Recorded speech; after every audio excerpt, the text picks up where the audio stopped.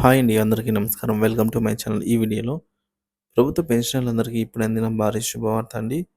పూర్తి వివరాలు వీడియోలో తెలుసుకుందాం. వీడియోని ఎక్కడే గానీ స్కిప్ చేయకుండా ఎండ్ వరకు చూడండి. అప్పుడు ఇన్ఫర్మేషన్ పూర్తిగా అర్థమవుతుంది. వీడియో చూస్తున్న ప్రతి ఒక్కరు వీడియోకి లైక్ చేయండి ఫ్రెండ్స్. ఈ వీడియోని తోటి పెన్షనర్ మిత్రులతో అయితే షేర్ చేయండి. కొత్తగా మన ఛానల్ చూస్తున్నవారు ఇంకా సబ్స్క్రైబ్ చేసుకోకుంటే వెంటనే మన ఛానల్ అయితే సబ్స్క్రైబ్ చేసుకోండి. దీని ద్వారా నేను చేసే లేటెస్ట్ వీడియోస్ అన్నీ మీ వరకు రీచ్ అవుతాయి. ఇక ఆలస్యం చేయకుండా వివరాల్లోకి అయితే వెళ్ళిపోదాము. ఫ్రెండ్స్, ఇక విషయానికి వచ్చినట్లయితే విశ్రాంత న్యాయమూర్తులకు సుప్రీంకోర్టులో భారీ ఊరటండి. అరాకొర పెన్షన్లపై ఆందోళన. విశ్రాంత న్యాయమూర్తులకు అందుతున్న అరాకొర పెన్షన్లపై సుప్రీంకోర్టు తీవ్ర ఆందోళన వ్యక్తం చేసింది. కొందరు హైకోర్టు విశ్రాంత న్యాయమూర్తులు కేవలం 10 నుంచి 15,000 వరకు మాత్రమే పెన్షన్ పొందుతున్నారని, ఇది చాలా దయనీయ పరిస్థితి అని కోర్టు వ్యాఖ్యానించింది. ఈ నేపథ్యంలో చట్టపరమైన అంశాలతో పాటు మానవతా దృక్పథంతో ఆలోచించి పెన్షనర్లకు అధిక పెన్షన్ అందించాలని సుప్రీంకోర్టు సూచించింది. Justice BR Gavai, justice K విశ్వనాథన్తో కూడిన ధర్మాసనం ఈ అంశాలపై దాఖలైన పిటిషన్లను విచారణ జరిపింది.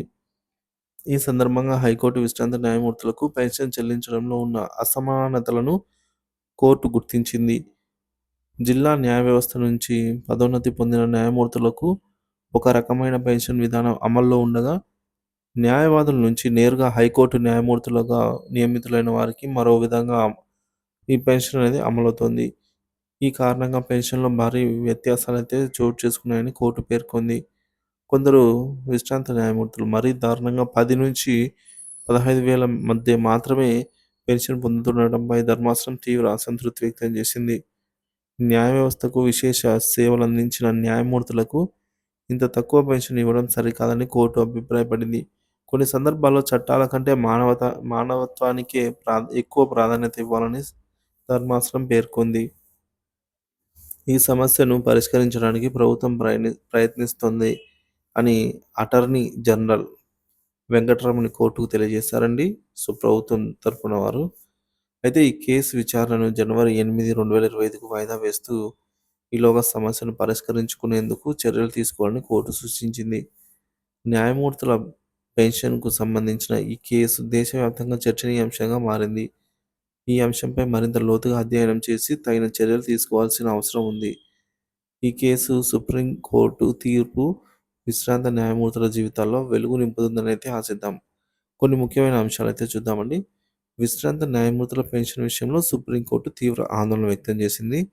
ఎందుకంటే అరాకొర పెన్షన్లతో ఇబ్బందులు పడుతున్న న్యాయమూర్తులకు ఊరట కల్పించాలని కోరింది.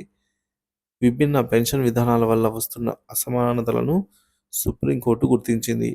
మానవతా దృక్పథంతో వ్యవహరించాలి అని అధికారులకు సూచించింది. కేసు తదుపరి విచారణను జనవరి 8, 2025కు వాయిదా వేసింది. ప్రభుత్వం ఈ సమస్యను పరిష్కరించడానికి ప్రయత్నిస్తోందని ప్రభుత్వం తరపున అటార్నీ జనరల్ కోర్టుకు తెలిపారు. దీనిపై మీ అభిప్రాయాన్ని కామెంట్ ద్వారా తెలియజేయండి. Thank you for watching this video.